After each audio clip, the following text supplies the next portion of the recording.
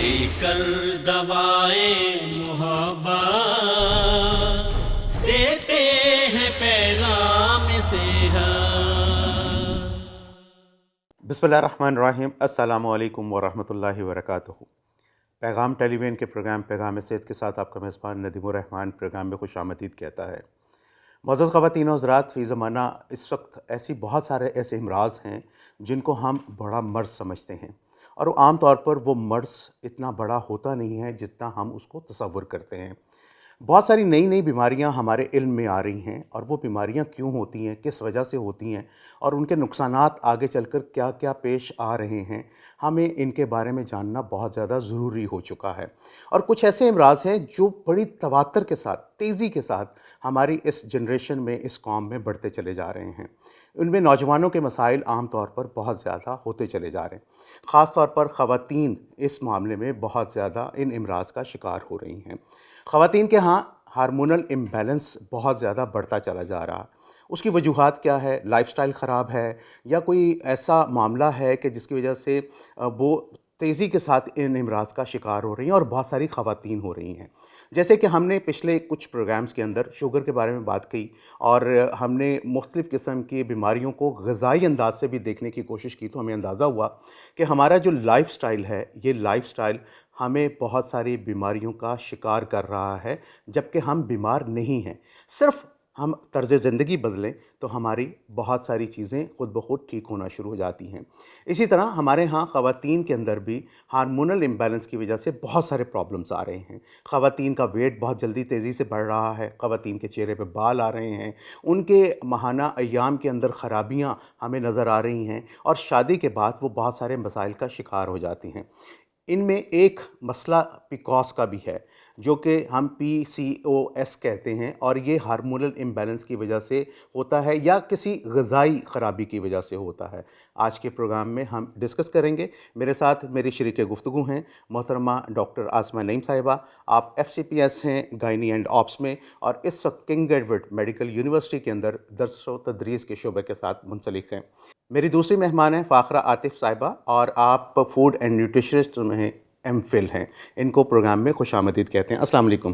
آپ دونوں ڈاکٹر صاحبان کا بہت شکریہ۔ ڈاکٹر صاحبہ، آپ نے بڑا قیمتی وقت اپنا نکالا ہمارے پروگرام کے لیے۔ ڈاکٹر صاحبہ، جو ہم آج کل ڈسکس کرتے ہیں، اور بڑی تیزی کے ساتھ یہ ہمارے ہاں پرابلمز آ رہی ہیں، نوجوان بچیاں بھی اس کا شکار ہو رہی ہیں، اور شادی کے بعد عام طور پر خواتین بہت سارا ان مسائل کا شکار ہو جاتی ہیں۔ سب سے پہلے آپ ہمیں یہ بتائیں کہ یہ جو PCOS ہے، جس کو ہم PCOS بولتے ہیں، بڑا نام لیا جاتا ہے ہمارے معاشرے میں، اور عام طور پر کسی بچی کو اگر کوئی پرابلم ہوتا ہے، ڈاکٹر کی طرف جاتے ہیں تو الٹرا ساؤنڈ کی رپورٹ آتی ہے، تو اس میں سب سے پہلے یہ ہوتا ہے کہ جی آپ اس کا شکار ہو گئیں۔ سب سے پہلے ہمارے ناظرین کو یہ بتائیے کہ PCOS کیا ہے اور اس کی علامات کیا ہیں؟ میں آپ کا بہت زیادہ شکر گزار ہوں کہ جو آپ نے جس اہم موضوع پہ مجھے بات کرنے کے لیے بلایا ہے۔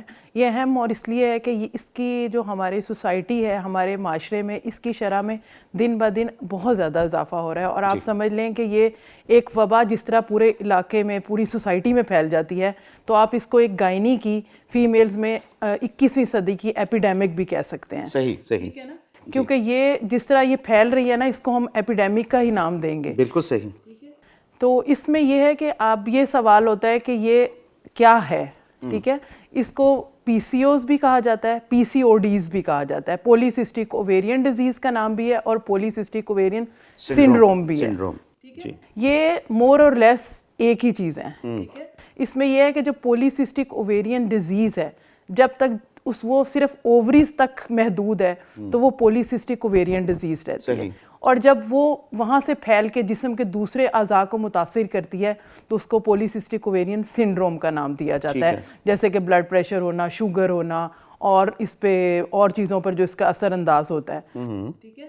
تو اس میں جو ہے، اس میں کیا ہوتا ہے، اس میں یہ ہوتا ہے کہ خواتین میں جو انڈے دانیاں ہوتی ہیں اس میں پانی کی چھوٹی چھوٹی تھیلیاں بن جاتی ہیں، ٹھیک ہے؟ کیونکہ ایک خواتین جو ہے ہر مہینے جس طرح اس کو ایام آتے ہیں یا ماہواری آتی ہے، تو پھر اس کے ایک مخصوص وقت پہ ایک ایگ ریلیز ہوتا ہے۔ اس میں ایسی تبدیلیاں آتی ہیں ہارمونز میں کہ جس کی وجہ سے وہ ایگ ریلیز نہیں ہو پاتا اپنے وقت پہ، ایگ ریلیز نہ ہونے کی وجہ سے وہاں پہ پانی کی چھوٹی چھوٹی تھیلیاں بن جاتی ہیں، اور وہ سارا ہارمونز ڈسٹرب ہو جاتے ہیں۔ हार्मोन डिस्टर्ब होने की वजह से जो है साइकिल की बेकायदगियाँ चीज़ें देखने में आती हैं। इसमें होता ये है कि सबसे पहले हार्मोन्स के इम्बैलेंस होने की वजह से जो ख़वातीन प्रेजेंट करती हैं, ये बच्चियाँ हमारे पास आती हैं, उसमें सबसे कॉमन जो प्रॉब्लम होता है मेंस्ट्रुअल इरेगुलरिटीज़ है, यानी कि माहवारी की अयाम की बेकायदगियाँ हैं। सही। वो ये भी हो सकता है कि किसी को 2-2 महीने बाद आए, 3-3 महीने बाद आए, या बिल्कुल ना आए, दवाई लेनी पड़े फिर वो आए, और कभी अगर आ भी जाएं तो फिर वो कभी कभी 2-2 महीने तक चलते हैं। सही।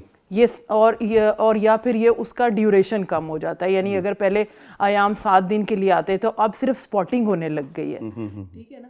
ये सारे इसमें जो मेंस्ट्रुअल इरेगुलरिटीज़ और माहवारी की बेकायदगियाँ हैं वो ये आ जाती हैं। और इसमें ये होता है कि मर्दाना हार्मोन जैसे कि टेस्टोस्टेरोन है जी, वो ख़वातीन में ज़्यादा पैदा होने लग जाता है, जिसकी वजह से चेहरे पे, ख़वातीन के चेहरे पर और छाती पे गैर ज़रूरी बाल आने लग जाते हैं, जिसकी वजह से वो बहुत परेशान होती हैं। उसकी वजह से इतने ज़्यादा डिप्रेशन में, टेंशन में, एंग्जाइटी में चली जाती हैं ऑब्वियसली, और इसके ज़ाहिर है उनकी आउटलुक चेंज हो रही होती है, तो वो सबके लिए एंग्जाइटी और टेंशन का बाइस तो बनती है। बिल्कुल सही। अच्छा डॉक्टर साहब, आपने बड़ी तफसील के साथ ये सारी अलामात बताई हैं और बड़ी रेलिवेंट हैं, मतलब सारे का सारा हार्मोनल इम्बैलेंस चल रहा है। मैं ये सवाल मेरा ये है कि एक आती है प्यूबर्टी जब स्टार्ट होती है, यानी बुलूगत का जब अमल स्टार्ट हो जाता है, आम तौर पर देखने में आया है कि हमारे मुल्क में ये तकरीबन कोई 10-11 साल से लेकर और ये अप टू 13 ईयर्स तक के दरमियान का पीरियड है जिसमें बच्चियां बुलूगत तक पहुंच जाती हैं। क्या ये अमल जो है हार्मोनल इम्बैलेंस का, इनकी बुलूगत के शुरू होने से पहले ही स्टार्ट हो चुका होता है या इसके बाद कहीं ऐसा अमल आता है इस सिलसिले में? इसमें यह है कि शुरू में जो बच्चियां हैं, जब उनकी मेंस्ट्रुअल शुरू होती है, ये पीरियड शुरू होते हैं, तब इसमें ये होता है कि जैसे इसमें हो रहा होता है ना कि इसमें एक एनोवोल्यूशन हो रही होती है, यानी कि अंडा प्रॉपर नहीं बन रहा होता। शुरू में बच्चियों में 2 या 3 साल तक इस तरह ही होता है कि वो उसमें सही तरह अभी एग नहीं बनता, यानी कि अभी उनका, आप समझ लें, इस सिलसिले का जो रिप्रोडक्टिव सिस्टम है ना वो मैच्योर हो रहा होता है। ठीक है ना। तो उसमें कुछ इरेगुलरिटीज़ देखने में आ सकती हैं कि शुरू में बच्चियां जैसे ही उनको आते हैं मेंस्ट्रुअल, तो वो उसके बाद जो है 2-2 महीने या 3 महीने नहीं आना, तो उसमें ये इरेगुलरिटीज़ थोड़ी सी आ सकती है। वो शुरू में एनोवोल्यूशन की वजह से होती है, लेकिन वो इसके साथ नहीं है, क्योंकि ये फिर जब हम इसको देखते हैं तो फिर ये है कि जैसे जैसे बच्चों को शुरू से आदत है कि रिफाइंड कार्बोहाइड्रेट लेना, और वो जो हमारा लाइफस्टाइल हो गया है, तो वो फिर जो है ना उसमें कुछ ऐसे एनवायरमेंटल फैक्टर आते हैं हमारी डाइट से और हमारे लाइफस्टाइल से कि जो है ना इसको वो बहुत बढ़ा देते हैं, जो वजह नहीं भी थी वो वजह बन जाती है। बिल्कुल ठीक है डॉक्टर साहब, आपने बड़ी खूबसूरत सी बातें हमारे साथ शेयर की हैं और बड़ी तफसील से बताया, क्योंकि ये आजकल के दौर का बड़ा मसला बनता चला जा रहा है। और हम देख रहे हैं कि जो पहले कभी माहाना याम का साइकिल 15, 16, 17 साल की उम्र में शुरू होता था, अब ये तकरीबन, मैंने भी ये भी सुनने में आया कि 9 साल की उम्र से भी आजकल ये रिपोर्ट हो रहे हैं। अब 9 साल की उम्र बहुत छोटी उम्र है। तो आपने इसके दरमियान में एक जिक्र किया आपने रिफाइंड कार्बोहाइड्रेट्स का, तो मुझे फ़ौरन लगा कि हमारे पास तो न्यूट्रिशनिस्ट भी बैठी हैं, तो अब हम उनकी तरफ मूव करते हैं और उनसे बात करते हैं कि ये रिफाइंड कार्बोहाइड्रेट्स क्या है। और इस हवाले से डॉक्टर साहब ने जो बात की है, हम देखते हैं कि हमारा लाइफस्टाइल दिन ब दिन बड़ा ख़राब होता जा रहा है, हम प्रोसेस फूड की तरफ जा रहे हैं, बदल के जा चुके हैं, हम शिफ्ट हो चुके हैं, ऑर्गेनिक फूड हमारे यहाँ से नापैद हो चुका है। तो ये कितना अमल दखल है प्री मैच्योर मेंस्ट्रुअल साइकिल्स का आना, मतलब एक बड़ी जल्दी एज है, 9 साल की बड़ी छोटी उम्र है, तो यहाँ पर एकदम से हार्मोन्स इतने ज़्यादा एक्टिवेट हो जाना, क्या इनमें हमारी जो ग़िज़ा की बदइतदालियाँ हैं वो शामिल है, माहौल शामिल है, या ये हम कहते और कोई फैक्टर्स इसमें सारे के सारे इन्वॉल्व हैं? बहुत शुक्रिया डॉक्टर साहब, आज आपने बड़े इंपॉर्टेंट टॉपिक पे बात करने के लिए बुलाया है जी, बहुत शुक्रिया। अच्छा, बेसिकली ऐसा है कि जैसे देखा जाए हम लोग इसको बिल्कुल शुरू से लेके चलते हैं कि जिस तरह जब बच्चा पैदा होता है, पहले क्या होता था कि पहले माएँ जो थी वो बच्चों को अपना दूध पिलाती थी और बच्चों को घर के बने खाने देती थी। अब पैदा होने के साथ ही जो डिब्बे वाले दूध होते हैं वो बच्चों को शुरू करवा दिए जाते हैं। हमारे पास जो रेडी टू ईट فوڈز ہوتی ہیں وہ بچوں کو دی جاتی ہیں. تو کہتے ہیں کہ جس طرح آپ نے جو بچپن میں کھایا ہو وہی آپ کو جوانی میں کام آتا ہے. تو جب شروع سے انہی چیزوں کی بنیاد رکھ دی جاتی ہے کہ وہی چیزیں کھلائی جا رہی ہیں, باہر سے آسانی سے برگر, پیزے, یہ ساری چیزیں بچوں کو, کینڈیز, بسکٹس, یہ سب چیزیں ریفائنڈ کاربوہائیڈریٹس ہیں. میں یہاں پہ بتاتی چلوں کہ ریفائنڈ کاربوہائیڈریٹس کو, جس کو ہم لوگ سادہ کاربوہائیڈریٹس کہتے ہیں یا سادہ نشاستہ کہتے ہیں, وہ بیسیکلی وہ چیزیں ہوتی ہیں کہ جن کو ہم جیسے ہی منہ میں رکھتے ہیں وہیں سے ان کی ڈائجیشن کا پروسیس سٹارٹ ہو جاتا ہے. ٹھیک ہے, مطلب ہضم ہونا سٹارٹ ہو جاتا ہے. بالکل. اور اس کے بعد جیسے وہ اسٹمک معدے میں جاتے ہیں, پھر اس کے بعد وہ جو بڑی آنت میں, چھوٹی آنت میں جاتے ہیں, تو وہاں پہ جب وہ ابزورب ہو جاتے ہیں, ہضم ہو جاتے ہیں, تو وہ سیدھا ہمارے خون میں شامل ہو جاتے ہیں گلوکوز بن کے. تو یہ فوری طور پہ پروسیس ہو جاتا ہے کہ جس طرح اگر ہم لوگ ایک جو پیچیدہ کاربوہائیڈریٹ ہوتے ہیں وہ کھائیں تو ان میں تقریباً ہضم ہونے میں وہ 2 سے 3 گھنٹے کا ٹائم لیتا ہے. تو جو سادہ کاربوہائیڈریٹس ہوتے ہیں وہ ہضم ہونے میں تقریباً آدھے سے 1 گھنٹہ لیں گے. تو وہ جس طرح فوری طور پہ بلڈ میں شامل ہو جائیں گے, خون میں جائیں گے, تو اتنی ہی تیزی سے ہماری جو باڈی کا پروسیس ہوتا ہے جس کو ہم انسولین کہتے ہیں, کہ ایک ہارمون نکلتا ہے جو کہ خون میں جا کے جو گلوکوز ہوتی ہے اس کو باقی خلیوں تک یا ہمارے جو سیلز ہوتے ہیں ان تک پہنچاتا ہے.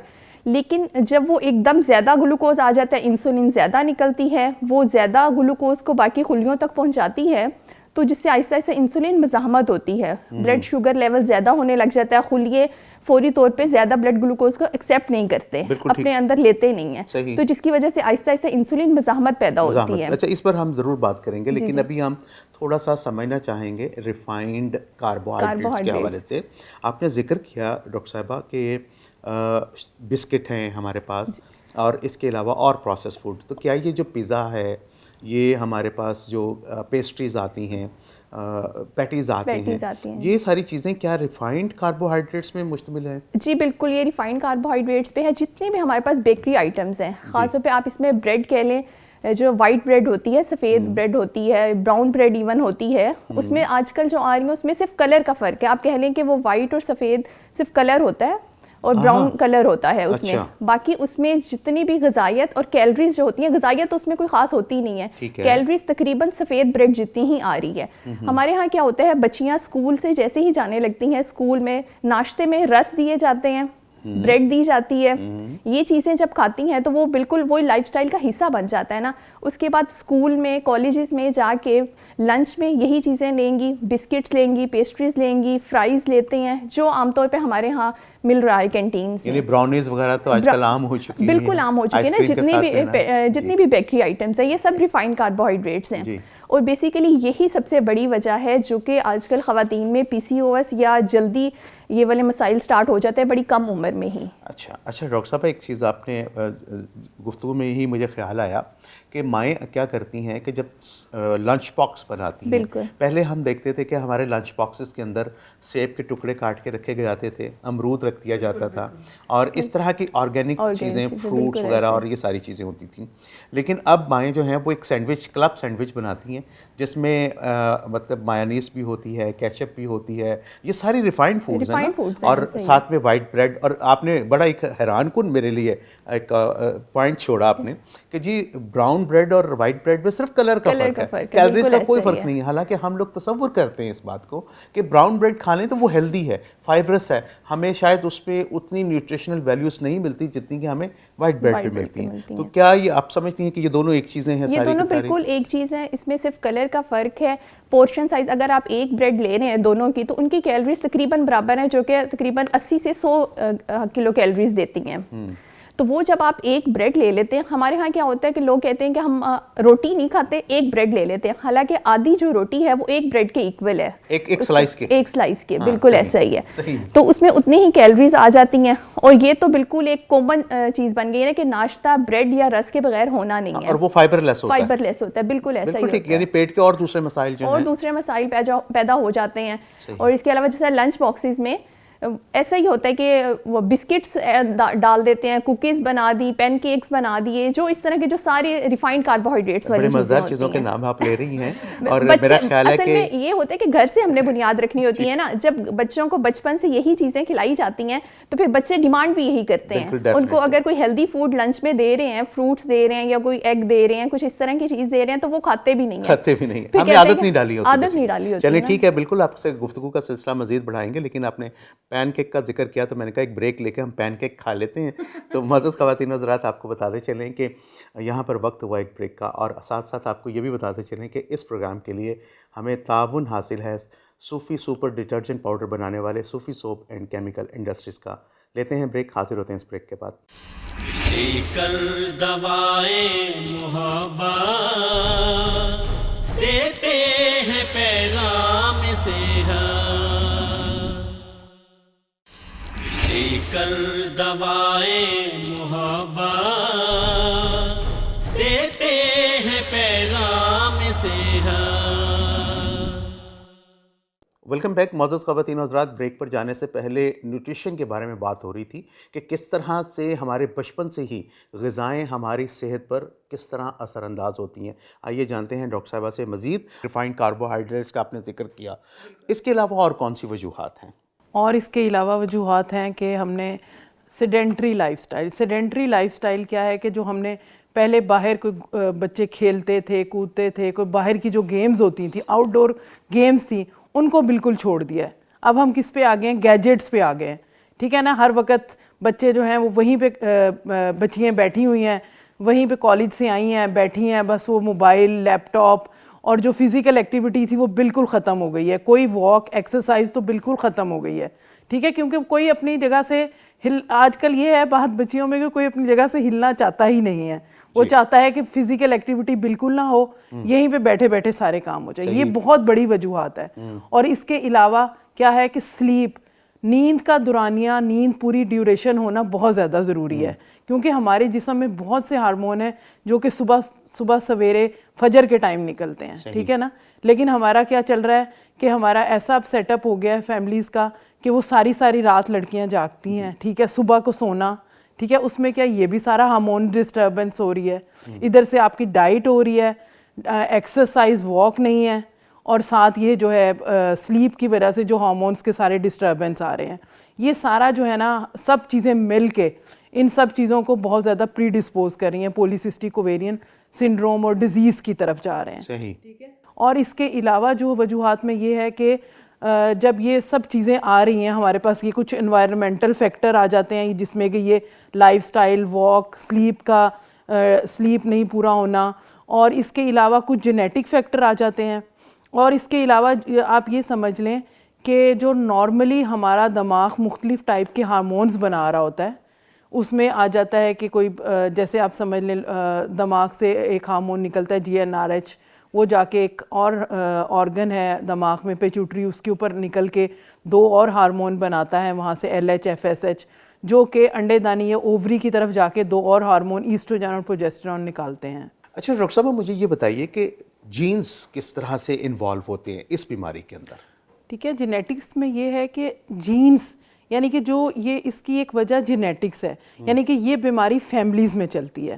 اگر جیسے مدر کو ہے تو ڈاٹر کو ہونے کے چانس بہت زیادہ ہوتے ہیں. ٹھیک ہے, لیکن یہ بات بھی ہے کہ آپ یہ بھی دیکھیں کہ پہلے ہمارے یہی اسی ایشیا, ہمارے پاکستان میں یا انڈیا میں یہی ہماری نانی دادیاں, ان کی بھی یہی جینز تھیں. لیکن آپ نے دیکھا اس وقت یہ بیماری اتنی زیادہ نہیں تھی. صحیح. کیونکہ وہ ان کے ساتھ کیا تھا کہ وہ سمپل غذا لے رہی تھیں, ان کا لائف سٹائل ایسا نہیں تھا, سارا فزیکل ایکٹیویٹی یہ سب کچھ تھا. تو اب ہم نے کیا کیا کہ جینز ہماری وہی ہیں, لیکن ہم نے ان کو اپنے ساتھ کیا کر لیا ہے, اپنا لائف سٹائل چینج کر لیا. بالکل صحیح. ٹھیک ہے نا, ڈائٹ چینج کر دیے, اپنا سیڈنٹری لائف سٹائل کر لیا, فزیکل ایکٹیویٹی کو ختم کر دیا, سلیپ کی اپنی ڈیوریشن ڈسٹرب کر دی. تو پھر اس نے اپنے آپ کو, اس بیماری نے اپنے آپ کو ایکسپریس کرنا شروع کر دیا کسی نہ کسی صورت میں. آپ جب گفتگو کر رہی تھیں تو اس طرح میں مجھے تھوڑا سا میں ویژولائز کر رہا تھا کچھ چیزوں کو, امیجنیشنس میں ساری چل رہی تھیں کہ آپ نے کہا لائف سٹائل. مجھے یاد ہے بہت اچھی طرح سے کہ دادی نانی کی جب آپ نے بات کہی ہے تو ہم نے دیکھا کہ ہماری دادیاں نانیاں سل بٹے پہ مسالے پیستی تھیں. بالکل بالکل. ٹھیک ہے, آٹا اپنے ہاتھوں سے گوندنا انہوں نے, اور پھر لکڑیاں جلا کر چولہے جلانے, اور پھر ایک ہیوی ایکسرسائز ان کی لائف میں کام کے دوران جاری رہتی تھی. فرش صاف کرنے, جھاڑو لگانا, پوچھا لگانا, بالکل, آل دیز آر کھانا پکانے کے لیے ان کو کتنی وہ کرنا پڑتا تھا, ہیزل کرنا پڑتا تھا, مسالے مطلب ہر دفعہ کھانا پکاتے ہر پیسنے پڑتے تھے, مسالے پیسنے پڑتے تھے. اور آج کا جو لائف سٹائل ہے ہمارا, وہ آپ نے بتایا کہ ہم گیجٹس کے, آپ نے جب بات کی گیجٹس کے ہم لوگ مرونے میں ہو چکے ہیں. آٹومیٹک مشینیں آ چکی ہیں, بلینڈر آ چکے ہیں, جوسر آ چکے ہیں, ہم لوگ ایک بٹن پش کرتے ہیں اور ہر چیز ہماری, اور ہم یہ چاہتے یہی ہیں کہ ہم بیٹھے رہیں, بٹن بس پش کریں, سب کچھ ہمارے سامنے آ جائے. اور اس کے باوجود کیا ہے کہ ہم لوگ بیمار بہت زیادہ ہیں. بالکل ٹھیک ہے ڈاکٹر صاحبہ, ذکر چل رہا تھا یہاں پر سیڈنٹری لائف سٹائل کا. یہ جو سیڈنٹری لائف سٹائل ہے, یہ ہماری زندگیوں کے اوپر کس طرح سے اثر انداز ہو رہا ہے؟ سر بیسیکلی اس میں ایسا ہو رہا ہے کہ جس طرح ہم جو بھی ایک خوراک کھاتے ہیں نا, اس کو ہم نے جسم میں ہضم کرنے کے لیے, یا اچھی طرح اس کو کہتے ہیں کہ استعمال کرنے کے لیے, واک, ورزش یا کوئی بھی فزیکل ایکٹیویٹی بہت ضروری ہے. جب وہ ہم لوگ نہیں کرتے فزیکل ایکٹیویٹی, تو وہی جو خوراک ہوتی ہے وہ چربی کی صورت میں ہمارے جسم میں اسٹور ہونا شروع ہو جاتی ہے. جب ایسا ہی ہے, جب ایک لمبے عرصے تک کوئی فزیکل ایکٹیویٹی نہیں ہے, مطلب کھایا پیا, ٹی وی کے آگے بیٹھ گئے, موبائل یوز کرنے بیٹھ گئے, اسکرین, کمپیوٹر, یہ ساری چیزیں یوز کرنے لگ گئے نا, تو پھر وہی جو کھانا ہوتا ہے وہ آہستہ آہستہ یوٹیلائز نہیں ہو پاتا باڈی میں, تو وہ چربی کی صورت میں جمع ہونے لگ جاتا ہے. اور جہاں پہ چربی ظاہر صورت میں جمع ہونے لگتا ہے, تو پھر اس سے بیماریاں پیدا ہوتی ہیں, جس میں شوگر, بلڈ پریشر, PCOS, یہ والی ساری بیماریاں جو ہیں یہ سیڈنٹری لائف سٹائل کی وجہ سے ہی ہیں. ٹھیک ہے. تو اس میں یہی چیزیں ہیں کہ فزیکل ایکٹیویٹی نہیں ہے ایک چیز, دوسری چیز یہ ہے کہ سونے کی نیند نہیں اچھی لیتے ہیں. صبح جس طرح پہلے واک ہوتی تھی, لوگ جلدی صبح اٹھ کے فجر کی نماز پڑھ کے واک کرنے جاتے تھے, یہ ساری چیزیں ہوتی تھیں. اب اکثر تو لوگ سو ہی اس وقت رہے ہوتے ہیں, خاص طور پہ گھر میں جو جن کے نہیں کوئی ایسے جاب وغیرہ, خاص خواتین ہی جو ہوتی ہیں نا, جو ہاؤس وائف ہوتی ہیں, وہ لیٹ سو رہی ہوتی ہیں, اس کے بعد کوئی ایکٹیویٹی نہیں ہوتی ہے, زیادہ سے زیادہ کھانا پکانا ہوتا ہے یا گھر کے چھوٹے موٹے کام. اچھا, یہاں پہ ایک چیز اور میں کلیئر کروں گی کہ ہمارے ہاں جو خواتین میں اس کو کہہ لیں کہ مس کنسیپشن ہے, کہ کہتی ہیں کہ ہم گھر کے کام کاج کرتے ہیں, چل پھر کر یا سیڑھیاں استعمال کرتے ہیں, تو اس کو ہم لوگ کہہ دیتے کہ ہماری فزیکل ایکٹیویٹی ہے, ایکسرسائز ہم کرتے ہیں, اسپیشل ٹائم نہیں نکالتے. حالانکہ یہ چیز غلط ہے. فزیکل ایکٹیویٹی ہم وہاں پہ کہیں گے جہاں پہ آپ ریلیکس ہو کے, کیونکہ باڈی نے آپ کے ہیپی ہارمونس ریلیز کرنے ہوتے ہیں جو کہ آپ کی باڈی پہ اثر انداز ہوتے ہیں. تو جب کام کر رہے ہوتے ہیں تو سٹریس ہوتا ہے, ذہن میں ایک چیز ہوتی ہے کہ اچھا میں نے اس کے بعد یہ کام کرنا ہے, میں نے نیکسٹ یہ کام کرنا ہے, بچوں کو دیکھنا ہے, اب کھانا بنانا ہے, تو یہ ساری چیزیں چل رہی ہوتی ہیں. تو ہارمونس جو ہوتے ہیں نا, وہ اسٹریس ہارمونس ہوتے ہیں, اس وقت آپ کی باڈی اسٹریس لیول پہ ہوتی ہے, تو وہ اس طرح آپ کی باڈی پہ اثر انداز نہیں ہوتے. تو اس چیز کو ہم لوگ کبھی بھی ایکسرسائز یا فزیکل ایکٹیویٹی کنسیڈر نہیں کر سکتے. ہم انہی چیز کو کریں گے جب آپ ریلیکس ہو کے اپنے لیے تھوڑا سا ٹائم نکالیں, دن میں کسی وقت بھی نکال لیں, ضروری نہیں ہے کہ آپ نے صبح یا شام کو ہی کرنی ہے, جو ٹائم ملتا ہے اس ٹائم پہ تھوڑا سا وقت نکالیں, کوئی 20-25 منٹ ہی واک کریں, چہل قدمی کریں, جو ایکسرسائزز ہیں وہ کریں. تو اس سے یہ ہوگا کہ آپ کے ہیپی ہارمونس ریلیز ہوں گے, باڈی ریلیکس ہوگی, تو وہ آپ کے اوپر دوسری طرح اثر انداز ہوتی ہے. بالکل صحیح ڈاکٹر صاحب, آپ نے بڑی خوبصورت سی بات کہی ہے کہ جب آپ اسٹریس میں رہ کر جب آپ کوئی ایکٹیویٹی کرتے ہیں, اس ایکٹیویٹی کا اور جو آپ ریلیکس ہو کے ایکٹیویٹی کرتے ہیں, اس ایکٹیویٹی کا بہت زیادہ فرق ہوتا ہے. ڈیفینیٹلی گفتگو جو ہے وہ بڑی اہم موڈ پر جا چکی ہے, اور ہم پیکوز کے بارے میں بڑے اچھے سے جاننے کی کوشش کر رہے ہیں, لیکن بات وہی آ جاتی ہے کہ پھر ہمیں یہاں پر لینی ہے ایک بریک. معزز خواتین و حضرات, یہاں پر وقت ہوا ایک وقفے کا, حاضر ہوتے ہیں اس وقفے کے بعد. لے کر دوائیں محبت دیتے ہیں پیغام صحت, لے کر دوائیں محبت دیتے ہیں پیغام صحت. ویلکم بیک معزز خواتین و حضرات. بریک پر جانے سے پہلے گفتگو ہو رہی تھی کہ سٹریس والی ایکسرسائز جو ہے وہ کس طرح سے صحت پر اثر انداز نہیں ہوتی. اس کے بارے میں مزید جانیں گے, لیکن ڈاکٹر صاحبہ سے مزید جانتے ہیں. ڈاکٹر صاحبہ کہ پیکوز جو ہے یہ ہم اس کی تشخیص کیسے کرتے ہیں, اس کا ڈائگنوز کیسے ہوتا ہے, وہ کون سی علامات ہوتی ہیں جن کو لے کر فوری طور پر ہمیں اس کی تشخیص کے لیے جانا چاہیے؟ جو ماہرین نے اس کے لیے بہت زیادہ ریسرچز کر کے ایک کرائٹیریا بنایا ہے کہ وہ نمبر 1 2 3 3 انہوں نے علامات ظاہر بتا دی ہیں کہ ان میں سے اگر 2 چیزیں بھی ہوں گی تو ہم اس پیشنٹ کو PCOS ڈائگنوز کر دیں گے. اس میں سے سب سے نمبر 1 تو مینسٹرل ریگولیرٹیز آ جاتی ہیں, جس کا ہم نے پہلے ذکر کیا ہے کہ اس میں باقاعدگی آنا، زیادہ آنا یا بہت زیادہ دیر تک رہنا یا اس کی ڈیوریشن کم ہو جانا، نمبر 1 وہ ہے.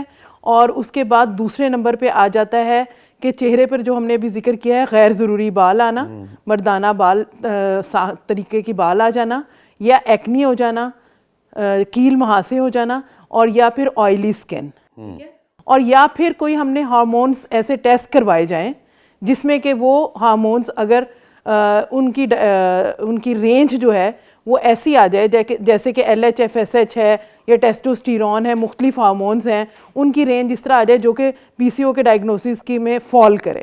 ٹھیک ہے، یہ دوسرا کرائٹیریا ہو گیا. اور تیسرا یہ ہے کہ ہم ان کا پیلوک الٹرا ساؤنڈ کرواتے ہیں جس میں کہ اووریز میں ہمیں یہ پتہ چل جاتا ہے کہ اس طرح کی سسٹ بنی ہوئی ہیں، اوویرین پولیسسٹک اوویرین سسٹ بنی ہوئی ہیں، جس کو کہ ہم وہاں سے پولیسسٹک اوویرین ڈیزیز کا نام دے دیتے ہیں.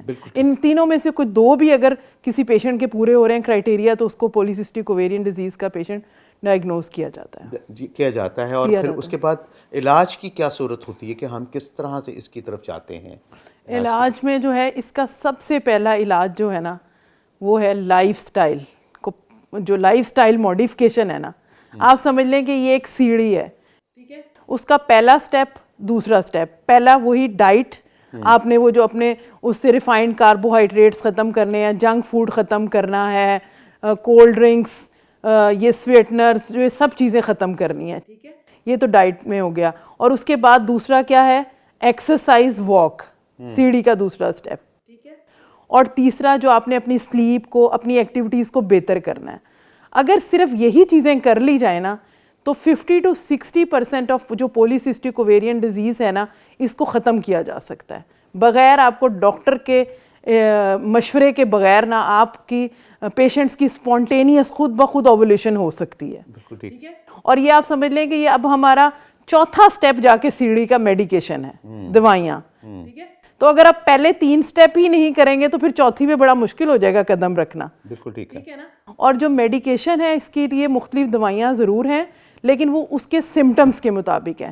جیسے کہ مینسٹرول irregularities ہے، اس کے لیے جو ہم گولیاں دیتے ہیں ان کو اورل کانٹراسیپٹیو پلز بھی کہا جاتا ہے یا چابی والی گولیاں بھی کہا جاتا ہے، جس سے کہ ان کی مینسٹرول irregularities باقاعدگی سے ختم ہو جاتی ہیں نا، یہ پرابلم ان کا ختم ہو جاتا ہے. اور اس کے علاوہ جو ہے جیسے چہرے پہ غیر ضروری بال ہے، اگر تو پہلے سے آ گئے ہیں اور مریض اب آیا ہے تو اس کے لیے تو اس کو مختلف چیزیں جو کاسمیٹیکلی اویلیبل ہیں چیزیں جیسے کہ تھریڈنگ ہو گئی، لیزر ہو گئی، وہ کروائے گا. لیکن جو اب ہم میڈیسن دیں گے اس سے جو نیکسٹ آنے ہیں وہ ختم ہو جائیں گے، وہ ختم ہو سکتے ہیں. اس میں کچھ اینٹی اینڈروجنز ہوتے ہیں، وہ دوائیاں دی جاتی ہیں. اور تیسرے نمبر پہ آ جاتا ہے کہ ہم اس میں سب سے امپورٹنٹ چیز اس کی ایک وجہ انسولین ریزسٹنس ہے. صحیح. اس کو کم کرنے کے لیے ہم میٹفارمین کے نام سے یا گلوکوفیج کے نام سے دوائی آتی ہے جو کہ انسولین ریزسٹنس کم کرے گی. ان کا انسولین لیول کم ہوگا تو جو ان کے ہارمونز بہتر ہوں گے تو باقاعدہ ساری چیزیں چل سکیں گی. اچھا ڈاکٹر صاحب، آپ نے تشخیص کے حوالے سے 3 سٹیپس بتائے ہیں سارے، مطلب اس میں ایک ہے ماہانہ ایام کی باقاعدگیاں آپ نے بتائی ہیں، اور اس کے ساتھ ساتھ آپ نے بتایا ہے کہ غیر ضروری بال ہیں، ایکنی کا آنا اور آئلی سکن کا ہونا. یہ جو آئلی سکن عام طور پر تو بہت سارے لوگوں کی ہوتی ہے، آئلی سکن آنے سے ان کے چہرے پر ایکنی بھی آ جاتی ہے. تو کیا آئلی سکن والی ہر خاتون پیکوز کا شکار ہوتی ہے؟ اب ہم نے یہ بتایا آپ کو 3 کرائٹیریا ہیں. ٹھیک ہے، اس میں سے ایک کرائٹیریا صرف پورا ہو رہا ہے. صحیح. آئلی سکن اور ایکنی. ایک پہ اور ساتھ اب دوسرے ہم سمٹمز کو دیکھیں گے کہ اس کا وزن تو نہیں بہت بڑھ گیا، اس کی مینسٹرول irregularities تو نہیں ہے، کوئی ساتھ جو ہرسوٹزم یا جو بال آگے غیر ضروری وہ تو نہیں ہے. وہ پھر ہم 2 کرائٹیریا پورے ہوں گے تو پھر ہم اس کو لے سکتے ہیں. صرف خالی اس پہ نہیں ہو سکتا کیونکہ یہ تو ایکنی ہونا، آئلی سکن ہونا، جیسے جیسے پیوبرٹی میں یہ چینجز فزیولوجیکل سی بھی ہو جاتی ہیں، پھر ہارمونز چینج ہو رہے ہوتے ہیں تو یہ چینجز آتی ہیں جو کہ with the passage of time بہتر ہو جاتی ہیں. بالکل ٹھیک. ڈاکٹر صاحب آپ سے میں سوال کرنا چاہوں گا، مجھے یہ بتائیے کہ جیسے انہوں نے کہا کہ موٹاپا آ جانا، ہم دیکھتے ہیں کہ آج کل ہماری جو جنریشن ہے وہ سیڈنٹری لائف اسٹائل کی وجہ سے تھوڑا اوبیز ہوتی چلی جا رہی ہے. اس کے پیچھے یہ ریفائنڈ کاربوہائیڈریٹس موجود ہیں، ڈیفینیٹلی ہم اس کو کنسیڈر کر سکتے ہیں. لیکن ایک عام کنسیپٹ ہے اور ایک عام میتھ ہے, کیا یہ میتھ جو ہے وہ بالکل صحیح ہے یا غلط ہے, اس کے بارے میں آپ نے ہمیں بتانا ہے. کہ کہتے ہیں کہ جی چونکہ ہم آج کل چکن بہت استعمال کر رہے ہیں, تو جس پولٹری کا, جس جانور کا ہم گوشت استعمال کرتے ہیں, اسی کی عادات خصوصیات ہمارے جسم میں آنا شروع ہو جاتی ہیں. ہم دیکھتے ہیں ہمارا چکن نہ اٹھنے کے قابل ہے, نہ دوڑنے کے قابل ہے, نہ وہ سستی کے ساتھ پڑا رہتا ہے. تو کیا کہیں ایسا تو نہیں ہے کہ ہمارا جو لائف سٹائل اس وقت جو لیزی یا سیڈنٹری لائف سٹائل ہے وہ اس چکن کے کھانے کی وجہ سے ہے, اور کیا چکن کھانے سے ہم ہارمونل امبیلنس کی طرف جا رہے ہیں؟ اچھا سر, آپ نے بڑا امپورٹنٹ کویشچن کیا ہے کہ اس چیز پہ بہت ریسرچز بھی ہو رہی ہیں, ڈیٹا بھی کافی ہے, بہت جگہوں پہ ایسا آ رہا ہے کہ جس طرح ہماری جو چکن ہے یا پولٹری ہے جہاں پہ وہاں پہ اسٹیرائڈس کے انجیکشنز لگائے جاتے ہیں جس کی وجہ سے ان کی گروتھ جلدی ہو جاتی ہے, اور پھر سب سے پہلے چکن منع کیا جاتا ہے جن کو PCOS ڈائگنوز ہو جاتا ہے.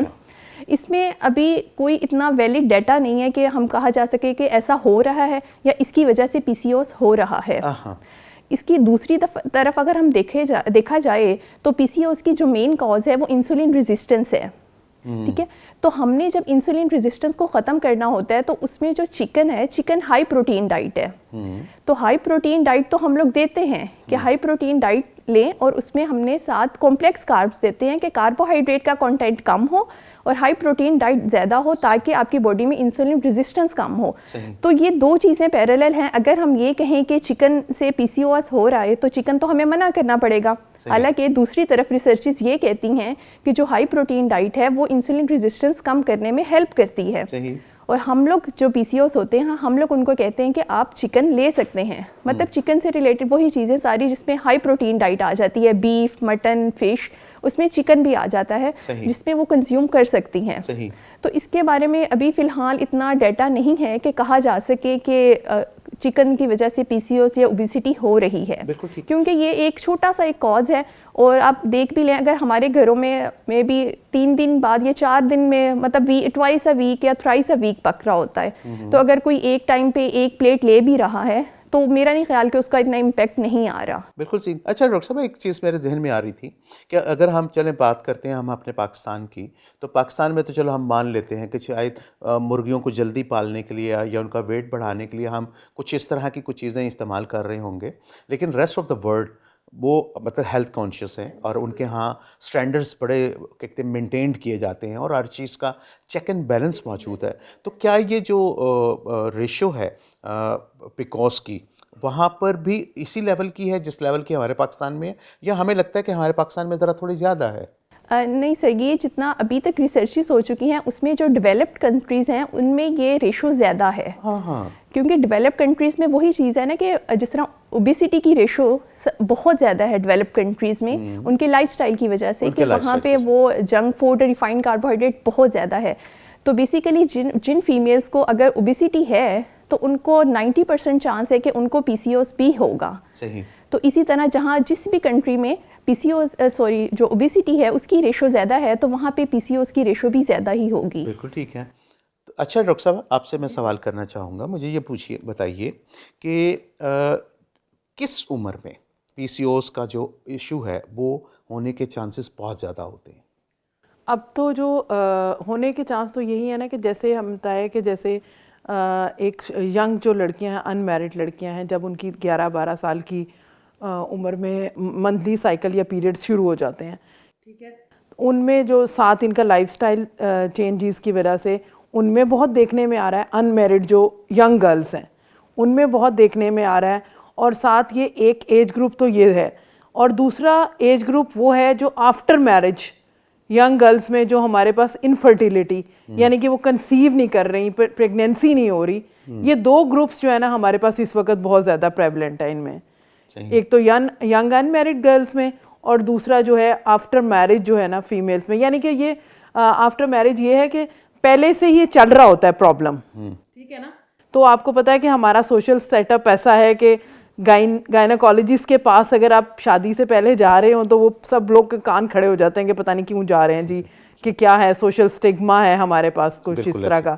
تو ان چیزوں کو ہائڈ کیا جاتا ہے, ٹھیک ہے نا. اگر یہ چل بھی رہی ہو نا پرابلم, ینگ ایج سے آنا شروع ہو جاتی ہیں یہ پرابلم ینگ گرلس میں, تو ان چیزوں کو ہائڈ کیا جاتا ہے, ٹھیک ہے. اور پھر جب آفٹر میرج یہ پھر ان کو ظاہر ہے آفٹر میرج جو ہے ان کو جب وہ کنسیو نہیں کرتی, پریگنینسی نہیں ہوتی, بانجھ پن کی ایک وجہ, بہت بڑی وجہ پی سی اوز ہے. اچھا, وہ یہ پرائمری بانجھ پن ہوتا ہے یا سیکنڈری بانجھ پن ہوتا ہے؟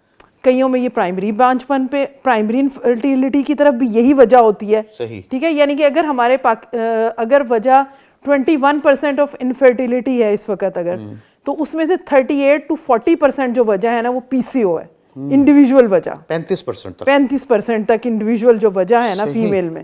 یہ باقی کازز تو اور بھی ہوں گی, بہت فیمیل کازز ہیں, میل کازز ہیں, لیکن اس کے بسائڈ اگر ایک انڈیویجول کاز لی جائے تو یہ پی سی او بہت بڑی کاز ہے. آپ نے بہت بڑی ریشو بتائی ہے 35%. اٹس اے بگ ریشو, مطلب صرف ایک پوائنٹ کا جو ہے اتنی بڑی ریشو کا لے جانا. جیسے ہم کہتے ہیں کہ مارکیٹ میں جی فلاں کمپنی کا جو بزنس شیئر ہے وہ 35% ہے. بالکل, تو اگر مطلب 100 کمپنیاں ہیں تو ایک کمپنی اگر 35% کا وہ بزنس لے رہی ہے تو مطلب اس کا ریشو بہت بڑا ہے, بہت زیادہ ہے. ٹھیک ہے. اچھا ڈاکٹر صاحب, اس میں جو آپ نے بڑی بات کہی ہے کہ اس کا انفرٹیلٹی کے ساتھ بہت زیادہ ریلیشن ہے. عام طور پر یہ بھی دیکھنے میں آیا ہے کہ ایک میتھ ہے, یہ بھی میں آپ سے یہ سوال بھی کرنا چاہوں گا کہ عام طور پر کہتے ہیں کہ جی بچپن میں جو ویکسینیشن آج کل بہت زیادہ ہو رہی ہے, یہ فلاں ویکسینیشن دی جا رہی ہے, فلاں ویکسینیشن دی جا رہی ہے, اور یہ ویکسینیشن جو ہے یہ انفرٹیلٹی کاز کرے گی میل میں بھی اور فیمیل میں بھی. تو آپ نے ایک بڑی وجہ تو ہمیں یہ لائف سٹائل بھی آپ نے بھی بتایا ہے اور آپ بھی بتا رہی ہیں, لیکن کیا یہ جو میتھ ہے ویکسینیشن کے حوالے سے اٹس ٹرو, اور یا یہ صرف میتھ ہی ہے؟ نہیں, اب یہ ویکسینیشن کلیئر ہونا چاہیے نا. ایک تو ویکسینیشن جو ہم بچوں کو دے رہے ہیں, جی, جو بچوں کی ویکسینیشن ہے, جو کہ ہمارا جس کو ہم ایکسٹینڈڈ پروگرام آف امیونائزیشن کہتے ہیں, جو کہ نارمل ہر بیماری کے لیے ہے, ٹی بی کے لیے ہے, ہیپیٹائٹس بی کے لیے ہے, سب میزلس کے لیے ہے, پولیو کے لیے ہے. ٹھیک ہے, تو یہ تو ہم نے جو ہم اتنی ساری بیماریاں ہیں بچوں کو ان کو بچا رہے ہیں. ٹھیک ہے, ابھی تک کوئی ریسرچ یا ڈیٹا ایسا نہیں آیا کہ جس میں یہ پتا چلے کہ یہ جو جن کو بچوں کو نہیں دیا گیا تھا ان میں اوبیسٹی نہیں تھی, یا پولیسسٹک اوویرین نئی ڈیزیز نہیں تھی, یا اور کوئی وجہ نہیں تھی. صحیح, کیونکہ اب یہ تو ایک سب کے کمپلیمنٹری اسینشیل چیز ہے, سب کی امیونائزیشن کروانا بچوں کی. اگر کوئی خاص امیونائزیشن کی بات ہو رہی ہے تو وہ الگ ہوگی, لیکن سب کے لیے یہ تو اسینشیل ہے بچوں میں یہ کروانا امیونائزیشن. صحیح. تو یہ جو مطلب ہے کہ اس کا کوئی ایسا ڈیٹا ہمیں نہیں ملتا, کوئی ریسرچ یا ڈیٹا ایسا ابھی تک تو کوئی اویلیبل نہیں ہے. صحیح. اچھا, یہ جو ہماری پی سی اوز جن خواتین کو ہو جاتا ہے, کیا ان کے لائف سٹائل میں اور ان کے ذہن پہ, صحت کے اوپر اس کا کوئی اثر ہوتا ہے؟ بالکل. مینٹل ہیلتھ جو ہے نا جن کو پی سی اوز ہے وہ ان کی بہت زیادہ ڈسٹرب ہوتی ہے. ٹھیک ہے, کیونکہ آپ دیکھیں کہ ایک تو مینسٹرل irregularities, ٹھیک ہے, ہمارا ایک فیمیل کا ایک وہ ہوتا ہے نا کہ منتھلی سائیکل آنا بہت امپورٹنٹ ہے. ٹھیک ہے, سب سے پہلے کیا ہے ان کو مینسٹرل irregularities ہو رہی ہیں. جب منتھلی سائیکل نہیں آتا تو وہ انگزائٹی ڈپریشن کی طرف چلی جاتی ہیں. ٹھیک ہے, اور اس کے بعد کیا ہوتا ہے کہ ہم نے کہا اس کی دوسری وجہ وزن بہت بڑھ گیا. لڑکیوں کو اپنی بہت زیادہ لکس کی, آؤٹ لکس کی بڑی فکر ہوتی ہے یہ وہ, اور پھر جو چہرے پہ غیر ضروری بال آنے لگ گئے ہیں. ٹھیک ہے, سر کے بال گرنے لگ گئے ہیں, میل بیلڈنس آنے لگ گئی ہے.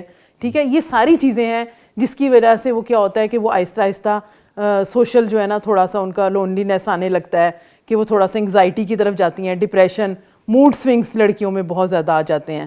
ٹھیک ہے نا, تو اس کا مینٹل امپیکٹ بہت زیادہ ہے. اچھا, مطلب یہ معاشرتی طور پر بھی ڈسٹرب ہوتی ہیں, سماجی طور پر؟ بالکل, سماجی طور پہ ظاہر ہے آپ جس ہم سوسائٹی میں رہتے ہیں تو ایک اوبیز لڑکی کو بہت سا وہ سوشل وہ سننا پڑتا ہے کہ بہت, ہاں جی بالکل. اور اس کے علاوہ جو ہے اگر یہی چیزیں جو میں نے بتایا کہ چہرے پہ بال ہوں گے یا سر کے بال میل بیلڈنس ٹائپ آ جائے گی, تو یہ ان چیزوں سے اس کی بہت زیادہ اس کی سوشل جو ہے نا وہ ڈسٹرب ہوتی ہے وہ. اچھا ڈاکٹر صاحب, انفرٹیلٹی کے حوالے سے میرے ذہن میں ایک اور سوال آ رہا تھا.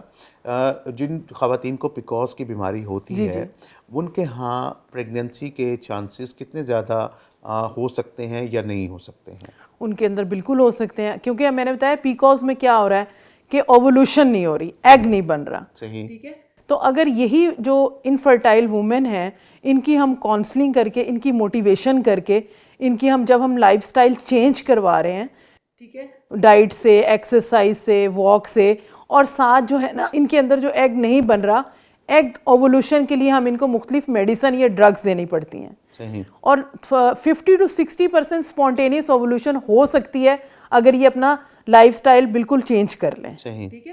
اور اس کے ساتھ جو ہے نا ہم ان کو مختلف میڈیسن کے ذریعے اور انجیکشن کے ذریعے اوولوشن کر کے پریگنینسی ہو سکتی ہے. ٹھیک ہے. مطلب یہ کتنے % چانسز ہوتے ہیں کہ اس میں ہو جاتی ہے؟ دیکھیں یہ جو اس کی ڈائٹ سے، ایکسرسائز اور لائف سٹائل سے 40 to 50% تو وومن کی خود بخود اسپونٹینیس اوولوشن ہونے لگ جاتی ہے. ٹھیک ہے. اگر کوئی اور کاز نہیں ہے، اسپونٹینیس خود اوولوشن ہو جائے تو پھر تو پریگنینسی ہو جائے گی. صحیح. ٹھیک ہے. اور جن میں نہیں ہو رہی ان میں ہم ڈرگس کے ذریعے، ٹیبلٹس کے ذریعے یا پھر انجیکشن کے ذریعے ان کی اوولوشن کر کے ان کی پریگنینسی ہو سکتی ہے. 70 to 80% کیسز میں ہو سکتی ہے، انلیس کہ کوئی فیمیل خود ہی کچھ نہ کرنا چاہے، نہ ڈائٹ پلان پہ جائے، نہ واک ایکسرسائز. کیونکہ جب تک اس کا ویٹ ریڈکشن نہیں ہوگی، جب تک یہ سب چیزیں، اس کی انسولین ریزسٹنس، یہ چیزیں کم نہیں ہوں گی، ہم جتنی مرضی باہر سے دوائیاں دے دیں، صحیح، اوولوشن نہیں ہوگی. زبردست آپ نے باتیں ہمارے سامنے رکھی ہیں، اور انفرٹیلٹی کے حوالے سے جو آپ نے ہمیں ساری باتیں بتائی ہیں یقیناً ہماری خواتین کے لیے بڑی مفید ثابت ہوتی ہیں، کیونکہ عام طور پر سماجی طور پر خواتین کو شادی کے بعد اس چیز کا دباؤ بہت زیادہ ہوتا ہے. اچھا ڈاکٹر صاحبہ، یہ جو کیفیت ہے اس میں غذائیں کتنی زیادہ اہم ہیں اس سارے معاملے کے اندر؟ جی ڈاکٹر صاحب، آپ نے بڑا ضروری کویسچن کیا ہے. جس طرح ابھی ڈاکٹر صاحبہ نے بتایا کہ اس میں 50 to 60% غذا کا رول ہے، لائف سٹائل کا رول ہے، کہ جس میں آپ نے اپنی خوراک تبدیل کرنی ہے. دیکھیں، جیسے ہی کسی لڑکی کو فیل ہوتا ہے کہ اس کا وزن بڑھ رہا ہے یا اس کے جو بھی ہیں سمٹمز آ رہے ہیں PCOS کے، تو اس کو چاہیے کہ وہ سب سے پہلے جو ماہر غذائیت ہیں ان کے پاس جائے، بجائے اس کے کہ وہ کوئی گوگل سے یا ادھر ادھر سے کسی سے مشورے لے. کیونکہ ہمارے ہاں جتنے ٹوٹکے بتانے کی طرف لوگ بہت چلے جاتے ہیں نا، کہ آپ یہ ٹوٹکا کر لیں، یہ ٹوٹکا کر لیں، جس میں فائدے کی بجائے نقصان زیادہ ہو جاتا ہے. تو اس کے لیے یہی ہے کہ آپ کسی مستند ماہر غذائیت کے پاس جائیں، ان کو اپنا سارا مسئلہ بتائیں، تاکہ اس کے حساب سے وہ آپ کو آپ کا لائف سٹائل چینج کرنے کے بارے میں بتائیں، اور آپ کو ایک ڈائٹ پلان دیں کہ آپ نے کون سی خوراک لینی ہے، کن سے پرہیز کرنا ہے، کب تک لائف سٹائل رکھنا ہے. یہ ساری چیزیں انہیں بتائی جائیں تاکہ وہ اس پہ ایک مطلب ٹائم سے ہی اس پہ عمل درآمد کرنا شروع کر دے. اگر کسی کو ینگ ایج میں ہے تو بڑا بہتر ہے کہ آگے ان کی ظاہر شادی ہونی ہے، آگے ایک بڑا لمبا پروسیس ہوتا ہے، تو وہ اس کو جلدی کر لیں گے، اس کا کور کر لیں گے. بالکل ڈاکٹر صاحب، آپ نے بڑی خوبصورت بات کہی کہ ہم لوگ اکثر اس طرح سے کرتے ہیں کہ ہمیں کوئی ایشو آتا ہے تو ہم سب سے پہلے اپنی باجی یعنی گگلی باجی سے والوں کا سوال پوچھتے ہیں، تو وہ باجی صاحبہ بھی بڑی افیکٹو ہوتی ہیں اور ایکٹیو ہوتی ہیں. ادھر آپ سوال کرتے ہیں، ادھر وہ محترمہ ہمیں فوراً سے جواب دے دیتی ہیں. اور مزے کی بات یہ ہے کہ وہاں پر ایسی ویڈیوز موجود ہیں ٹوٹکوں پر مشتمل، جو لوگوں نے خود سے ہی بغیر کسی ریسرچ کے، بغیر کسی کوئی اتھینٹک اسٹڈی کے، بولے یہ کھا لیں، وہ پی لیں، ایسے کر لیں، وہ کر لیں، اور مطلب یہ والی غذا لے لیں، وہ والی غذا لے لیں، یہ قہوہ بنا کے پی لیں، آپ کو یہ ہو جائے گا، وہ ہو جائے گا. صرف ویوز، نیوٹریشنسٹ بھی ہے، بالکل ایسا ہی ہے، سب کچھ ہے. مطلب گھر کی خواتین عام طور پر مطلب کیا ہے، صرف ایک ویوز لینے ہیں ہمیں، اور لیکن وہ معلومات جو ہیں وہ اتھینٹک معلومات ہرگز نہیں ہوتی. ہاں کچھ لوگوں نے بڑا جو اتھینٹک جنہوں نے کام کیا ہوتا ہے وہ بڑی سمپل سی بات کر رہے ہوتے ہیں اور کتابی بات کرتے ہیں، ان کو کوئی دیکھتا نہیں ہے، ان کو کچھ سنتا نہیں ہے. اس چیز کو نا، بلکہ میں بتانا چاہوں گی کہ اس چیز کو جج کرنے کا نا ایک بڑا اچھا طریقہ ہے کہ کبھی بھی جو بیماریاں، غذائی بیماریاں ہیں نا، ان کو کبھی بھی آپ کو کوئی ایسے ٹوٹکے یا فینسی ڈائٹ پلان کو جس میں آپ کو کوئی چیز بنانی پڑے، وہ اس سے کبھی بھی آپ نہیں ٹریٹ کر سکتے. اس کے لیے ہمیشہ جو آپ کے گھروں میں چیزیں بن رہی ہیں، جو آپ کی سمپل فوڈز ہیں، انہی میں تبدیلی کر کے اس پہ آپ کا آرام سے علاج ہو جاتا ہے. اس کے لیے کوئی اسپیشل ٹوٹکا کہ 3-4 چیزیں ملا کے بنانے کی اس چیز کی ضرورت نہیں ہے. ڈیفینیٹلی بڑی خوبصورت سی آپ نے باتیں کہیں کہ کچھ چیزیں گھروں میں موجود ہوتی ہیں، گھروں میں موجود ہوتی ہیں، بڑی سادہ خوراک استعمال کر کے آپ کر سکتے ہیں. سادہ خوراک کیا ہے، کیسے بنا سکتے ہیں، ان کے بارے میں ہم ضرور گفتگو کریں گے. لیکن آج کے پروگرام کا وقت ہمارا یہاں پر ختم ہو چکا ہے. آپ دونوں ڈاکٹر صاحبان کا بہت زیادہ شکریہ پروگرام میں تشریف لانے کے لیے اور بڑی اہم اور معلوماتی گفتگو ہمارے ناظرین کے ساتھ شیئر کرنے کے لیے. معزز خواتین و حضرات، آج کے پروگرام کے اندر بھی ہم نے جو باتیں ڈسکس کی ہیں کہ اس وقت فی الوقت ہمیں جتنی بھی ماڈرن قسم کی بیماریاں ہیں نا، جن کو ہم ماڈرن بیماریاں سمجھتے ہیں اور ہیں بھی، اور بہت ساری نوجوان نسل ان بیماریوں کا شکار ہو کے آگے صحت صحت کے بہت بڑے مسائل کا شکار ہوتی چلی جا رہی ہیں. نوجوانوں میں بلڈ پریشر ہمیں دیکھنے کو مل رہا ہے, نوجوانوں میں ہمیں شوگر ہوتے ہوئے ہم دیکھ رہے ہیں, ہارٹ اٹیک کی ریشو بہت زیادہ بڑھتی چلی جا رہی ہے. سب کا سب جو فیل آ رہا ہے, جو ہمیں محسوس ہو رہا ہے, وہ یہ ہے کہ ہمیں اپنا لائف سٹائل چینج کرنے کی ضرورت ہے. ہمیں غذائی بد اعتدالیوں سے بچنے کی ضرورت ہے. اور وہ غذائی بد اعتدالیاں کیا ہیں؟ ہمارے فاسٹ فوڈ ہیں. آپ دیکھتے ہیں کہ مارکیٹ میں ہمیں دو ہی بزنس بہت چمکتے ہوئے نظر آ رہے ہیں, ایک ریسٹورنٹس کا اور دوسرا میڈیکل سٹورز کا. ان دونوں کے درمیان کیا لنک ہے, اس کے بارے میں آپ نے خود غور کرنا ہے. پیغام ٹیلی ویژن کے پروگرام پیغام صحت سے اپنے میزبان ندیم الرحمان کو دیجیے اجازت. آپ کا اور میرا ہم سب کا اللہ نے کے بان. ہے صبح و شام ہر ایک کے نام اپنا پیغام صحت